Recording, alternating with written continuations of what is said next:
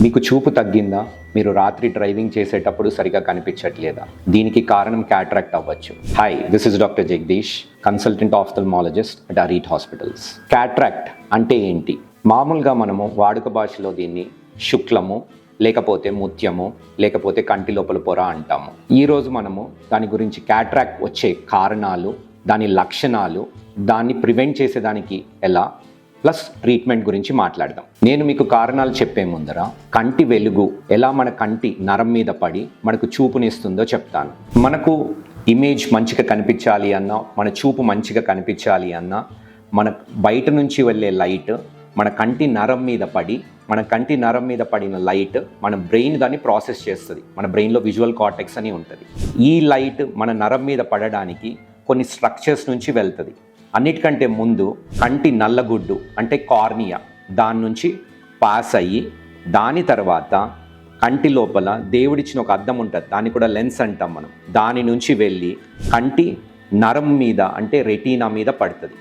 ఈ పాత్వేలో మనకి ఎక్కడన్నా ప్రాబ్లం ఉంటే సరిగా కనిపించదు. క్యాట్రాక్ట్లో మెయిన్గా ఈ క్లియర్గా ఉన్న లెన్స్ ఏదైతే ఉందో ఇది ఇట్లా తెల్లగా అయిపోతుంది.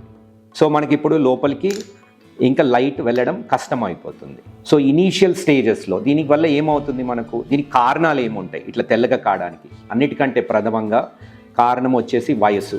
సో మోర్ దాన్ 50 years తర్వాత ఈ లెన్స్లో చేంజెస్ మొదలవుతాయి. సో దీన్ని సెనైల్ క్యాట్రాక్ట్స్ అంటారు, and they are age related cataracts.